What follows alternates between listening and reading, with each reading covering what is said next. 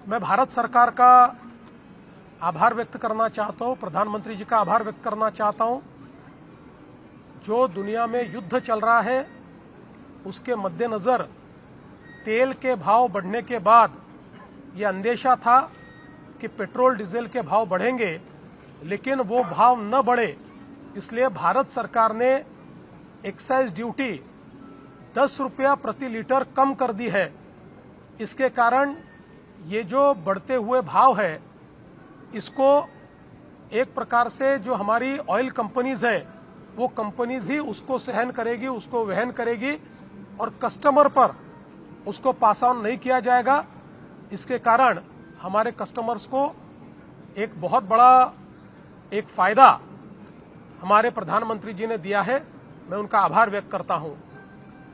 हम लोग देख रहे हैं कि जहां हमारे आसपास के पड़ोसी देशों में पेट्रोल, डीजल और गैस के संकट के कारण करीब करीब शटडाउन की परिस्थिति आई है।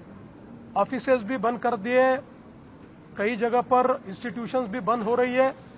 ऐसे समय प्रधानमंत्री जी के नेतृत्व में भारत ने जिस प्रकार से इस क्राइसिस का मैनेजमेंट किया है, हमारे यहाँ पेट्रोल डीजल की कमी नहीं है। हमारे यहाँ पर जो हाउस होल्ड गैस है वो भी दिया जा रहा है। कमर्शियल गैस में कुछ कटौती की गई है, लेकिन उसको भी अब वापस 50% पर लाया जा रहा है। तो मुझे लगता है कि एक प्रकार से जिस प्रकार की डिप्लोमेसी हमारे प्रधानमंत्री जी ने की है वो काबिले तारीफ है। मैं विशेष रूप से नागरिकों को ये आह्वान करना चाहता हूं कि पेट्रोल पंप्स पर वे कतारें न लगाए, क्योंकि हमारे पास अगले 1 महीने का पेट्रोल डीजल पूरे तरीके से मौजूद है। इस प्रकार से वो अगर कतारें लगा कर ज्यादा पेट्रोल डीजल इस अंदेशे में कि शायद उसकी कमी होगी अगर भरेंगे तो सप्लाई और डिमांड के साइकिल पर उसका स्ट्रेस गिरेगा और एक आर्टिफिशियल कमी उसके कारण तैयार होगी। इसलिए ऐसा न करे, ऐसा मैं सभी को यहां से ऐलान करता हूं। उसके साथ साथ हमारे सरकार ने गैस के मामले में भी पूरे तरीके से एहतियात बरता है। जो हाउस होल्ड गैस है वो सबको सही समय पर मिल रहा है, उसके भी होर्डिंग की कोई आवश्यकता नहीं है और कोई उस प्रकार से न करे। और कहीं पर गैस एजेंसियां अगर गलत तरीके से पैसे मांगती है या गलत तरीके से एक आर्टिफिशियल इस प्रकार से उसमें कमी लाने की कोशिश करती है तो उसकी आप कंप्लेंट करिए, उनके ऊपर भी कार्रवाई की जाएगी। और साथ साथ मैं ये भी कहना चाहता हूं कि अगले पूरे समय का एक बहुत अच्छा प्लान भारत सरकार ने तैयार किया है, इसलिए सरकार पर विश्वास रखकर सभी लोगों ने एहतियात बरतनी चाहिए। सोशल मीडियावर लॉकडाऊन लागलं जाईल अशा पद्धतीच्या अफवा आहेत त्या सुरू झालेल्या आहेत, त्यामुळे पुन्हा एकदा की असं कुठलंही लॉकडाऊन जे आहे ते लागू शकतं का? लॉकडाऊन लागणार नाही हे केंद्र सरकारने जाहीर केलेलं आहे। जे लोक अशा अफवा पसरवता आहेत त्या सगळ्या लोकांवर फौजदारी कारवाई केली जाईल।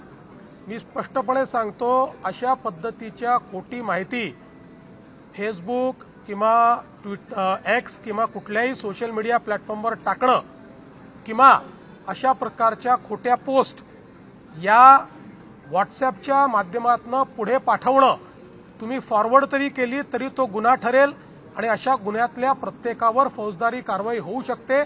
त्यामुळे मी सर्वांना या ठिकाणी स्पष्टपणे सांगतोय की खोट्या अफवा पसरवू नका, नाहीतर फौजदारी कारवाईला सामोरं जावं लागेल। संजय राऊत वेगवेगळ्या विधानाने कायम भांडणं लावत असतात, पण संजय राऊतांनी आता त्यांच्या एका राज्यसभेच्या जागेवरून भांडणं झाल्याची माहिती समोर येते आणि गटाच्याच खासदारांनी त्याला दुजोरा दिलेला आहे। असं आहे की आता त्यांचा पक्ष हा इतका छोटा झालेला आहे की तिथे काय चालतं याच्याकडे लक्ष देण्याकरता माझ्याकडे वेळ नाही।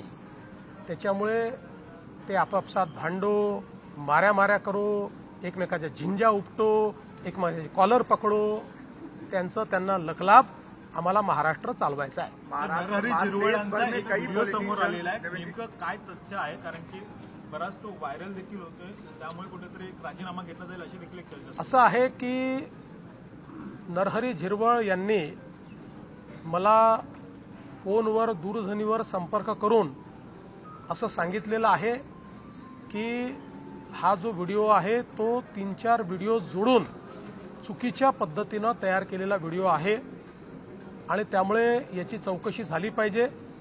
मी त्यांना ॲडवाईज केलेलं आहे की त्यांनी तात्काळ त्या संदर्भात एक कंप्लेंट दाखल करावी. या व्हिडिओची शहानिशा ही करण्यात येईल आणि एकूणच जी काही इमर्जिंग परिस्थिती आहे त्या परिस्थितीवर त्याची सत्यता काय आहे ती पडताळून या ठिकाणी त्यांच्या पक्षाच्या नेत्या सुनेत्राताई पवार आणि आम्ही मिळून योग्य निर्णय करू.